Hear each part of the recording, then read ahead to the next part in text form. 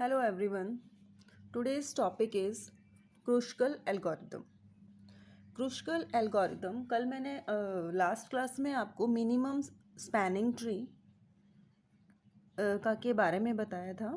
क्रुशकल algorithm उसी का part है. ठीक है, मोस्ट इम्पॉर्टेंट टॉपिक है ये आपकी कॉलेज लेवल के लिए और आपके कॉम्पिटिटिव एग्ज़ाम के लिए मोस्ट इम्पॉर्टेंट क्वेश्चन है. जो भी व्यूवर्स मेरे चैनल पर नए हैं please like share subscribe my channel. तो स्टार्ट करते हैं क्रुशकल एल्गोरिदम. सबसे पहले आपको पता होना चाहिए कि क्रुशकल एल्गोरिदम का यूज़ किया क्यों जाता है. क्रुशकल एल्गोरिदम को हम यूज़ करते हैं find a minimum spanning tree. Minimum spanning tree को फाइंड करने के लिए हम क्रुशकल एल्गोरिदम का यूज़ करते हैं. ठीक है, इसमें कुछ एक बेसिक चीज़ों को ही आपने ध्यान में रखना है, उसी के बेस पर आप इसके क्वेश्चन को सॉल्व कर दोगे. मिनिमम स्पैनिंग ट्री को फाइंड करने के लिए इसका यूज़ करते हैं. इसमें आपको क्या पता होना चाहिए कि आपको कितने एजेस एग्जैक्ट फाइंड करने हैं. तो आपको इसमें जो है कितने एजेस फाइंड करेंगे आप इसमें n-1 एजेस. स्पैनिंग ट्री में भी मैंने आपको बताया था n का मतलब क्या हो गया, वर्टिसेस से. ठीक है, जो भी ट्री होगा आपका, ट्री में जितने भी वर्टिसेस होंगे स्पैनिंग ट्री में भी उतने ही वर्टिसेस का आपको मिलेंगे. तो n number of vertices should be same. जब आप क्रुशकल एल्गोरिदम की ट्री ग्राफ को देखेंगे, उस ट्री को देखेंगे, उसमें जितने वर्टिसेस होंगे सेम वर्टिसेस ही आपके स्पैनिंग ट्री में बनेंगे. एजेस कितने होंगे, n-1. फॉर एग्जांपल अगर आपके पास वर्टिसेस हैं 4 तो एजेस कितने हो जाएंगे, 4-1 3.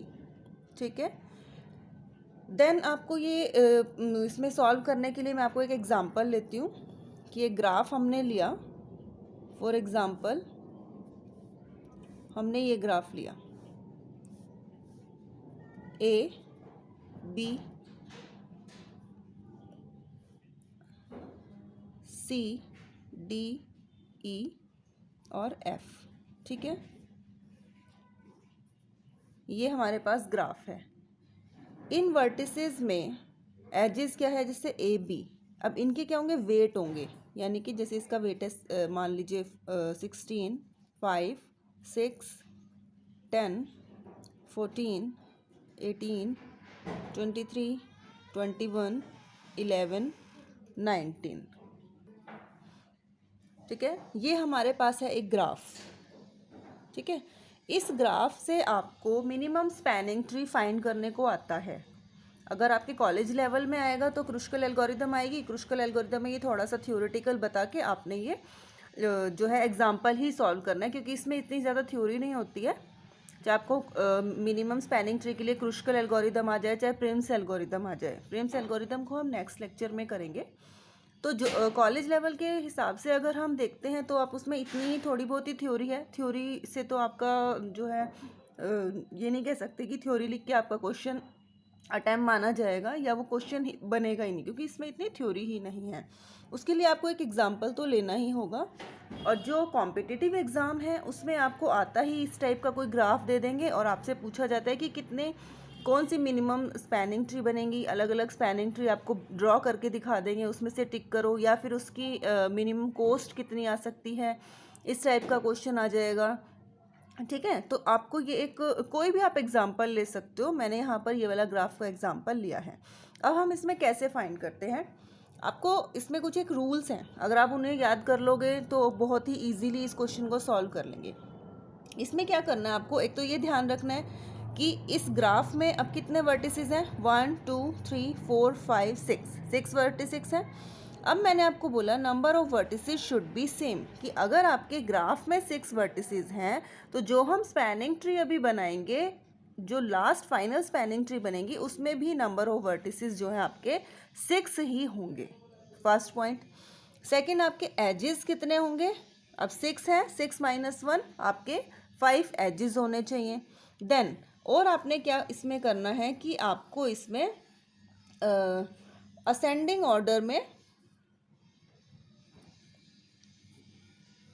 Ascending order of weight, weight के अकॉर्डिंग आप इसको असेंडिंग ऑर्डर में अरेंज कर लेंगे। वेट कौन सा है यहाँ पर, जैसे कि 16, 5, 6 और ये, इसको आप असेंडिंग ऑर्डर में सबसे पहले एजेस को अरेंज कर ले तो ये क्वेश्चन इजीली सॉल्व होगा। अब कैसे अरेंज करेंगे, सबसे कम वेट किसका है, असेंडिंग ऑर्डर का मतलब छोटे से बड़ा, तो सबसे कम वेट है 5। इट मीन्स सबसे पहले कौन सी एज आएगी, BC। पहले मैं सिर्फ एजेस के नाम लिख रही हूँ, इसके नीचे आप लिख भी सकते हो इसका वेट कितना है, 5। ठीक है, फिर कौन सा है आपका 6, 5 के बाद कौन सा है, 6 है, BD वेट आप इसके नीचे लिख सकते हो। ठीक है, नेक्स्ट आपका उसके बाद कौन सा है वेट कम, 11 है, 11 है ना, नहीं 10 है, सॉरी 10 है, DC 10, क्लियर। 10 के बाद आएगा आपका 11, BF 11। तो ये मैं क्या कर रही हूँ, वेट के अकॉर्डिंग इसको अरेंज कर रही हूँ एजेस को। 11 के बाद आपका क्या आ जाएगा, 14 का मतलब है DF 14, देन 16 मतलब AB 16, देन 18 ED या DE कुछ भी लिख सकते हो 18, next is 19 AE 19, next AF आपका 21 और EF आपका हो गया 23। तो यहाँ तक मैंने क्या स्टेप किया है कि जो ग्राफ में वेट दिए हुए हैं वेट के अकॉर्डिंग मैंने एजेस को अरेंज किया है, किस ऑर्डर में, असेंडिंग ऑर्डर में। तो फर्स्ट स्टेप आपका ये होगा, ग्राफ को वेट के अकॉर्डिंग असेंडिंग ऑर्डर में आप अरेंज करेंगे। ओके, अब हमने ये क्या किया, इसको वेट के अकॉर्डिंग असेंडिंग ऑर्डर में अरेंज कर दिया। अब हम स्पैनिंग ट्री को ड्रॉ करना स्टार्ट करेंगे। बस एक चीज़ को ध्यान रखना है कि जो भी हम जिस भी एज को लेंगे उस एज के साथ कोई भी जो है सर्कल नहीं बनना चाहिए, असाइक्लिक होना चाहिए। स्टार्ट करते हैं BC से, जिस फॉर्म में है उसी तरीके से हम ड्रॉ करेंगे इसको। देखिए BC ऐसे है, ये लिया हमने B और यहाँ पर आ गया C, वेट कितना है 5। ठीक है, नेक्स्ट इज BD कैसे है, देन 6 D, ये आपका हो गया 6। Next is DC। अब आप देखो, अगर मैं DC को लेती हूँ तो DC को लेने पर क्या होगा, आपकी साइकिल बन जाएगी। तो साइकिल बनानी नहीं है, इसमें आपको इसी चीज़ का ध्यान रखना है कि साइकिल नहीं बननी चाहिए। तो D और C को तो हम ले ही नहीं सकते।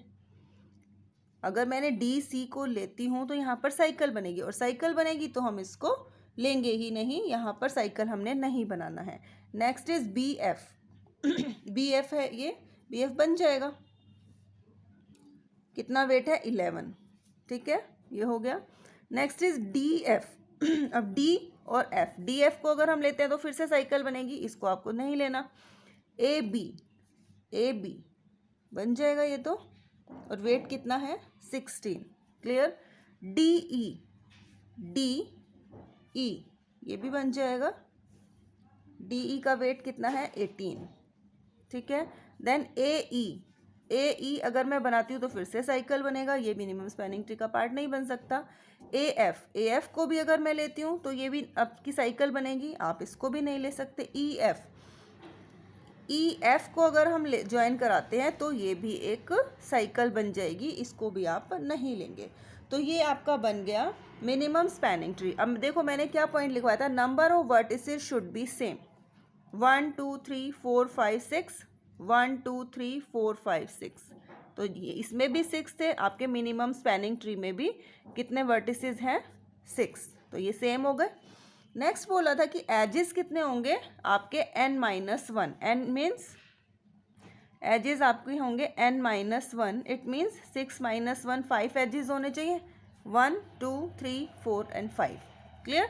तो आपका it means minimum spanning tree सारी कंडीशन को फुलफिल कर रहा है, आपके वर्टिसेस भी 6 हैं और आपके एजेस भी n-1 आपके फाइंड होते हैं। ठीक है, अब मैं इसमें क्वेश्चन ये बन सकता है कि इसकी आपने मिनिमम कोस्ट बताना है, स्पैनिंग ट्री का जो है मिनिमम कोस्ट कितना हुआ उसको फाइंड करने के लिए आपने क्या करना है, जो भी आपने स्पैनिंग ट्री बनाई है और उसमें जितने भी आपके वेट हैं उसको आप ऐड कर दो। इट मीन्स 5 + 6 + 11 + 16 + 18, इसको आप प्लस करेंगे तो कितना आएगा, 5 + 6 11 ही हो गया, और 11 11 16 और 18, तो 6 7 8 और 8 16, 1 1 2 3 4 5। तो आपका मिनिमम कॉस्ट इसमें स्पैनिंग ट्री का कितना आ गया, 56। तो अगर आपकी ये कॉलेज लेवल पे एग्ज़ाम आता है, इसमें आप थ्योरी के साथ इसकी ये सारी एक्सप्लेनेशन देंगे, और अगर कॉम्पिटिटिव एग्ज़ाम में आएगा तो आपको सिर्फ ग्राफ दे दिया जाएगा, उसके क्वेश्चन क्या क्या बन सकते हैं उसमें, कि इस टाइप के 4 आपको जो स्पैनिंग ट्री है ड्रॉ कर देंगे, और आपसे पूछा जाएगा कि इसकी स्पैनिंग ट्री कौन सी बन सकती है। उसमें आपने सेम यही रूल्स फॉलो करने हैं कि साइकिल नहीं बननी चाहिए, उस टाइप से आप स्पैनिंग ट्री को वेट के अकॉर्डिंग सॉल्व कर सकते हैं। ये पूछ सकते हैं नंबर ऑफ एजेस कितने होंगे, आपको n-1 हो सकता है, या क्वेश्चन बन सकता है मिनिमम कॉस्ट कितनी आएगी। आपने ये स्पैनिंग ट्री ड्रॉ किया, उसके बाद आपने मिनिमम कॉस्ट को ऐसे फाइंड कर सकते हैं, और ये इसका आंसर आ जाएगा। ठीक है, तो ये है आपका जो है मिनिमम स्पैनिंग ट्री को फाइंड करने का क्रुशिकल एल्गोरिदम मेथड। नेक्स्ट वीडियो में हम करेंगे इसी का मिनिमम स्पैनिंग ट्री का ही प्रिम्स एल्गोरिदम। ठीक है, तो आपके लिए बेनिफिशियल वीडियो है, इसको आप प्लीज़ शेयर कर सकते हैं, लाइक कर सकते हैं, subscribe my channel also. Thank you so much.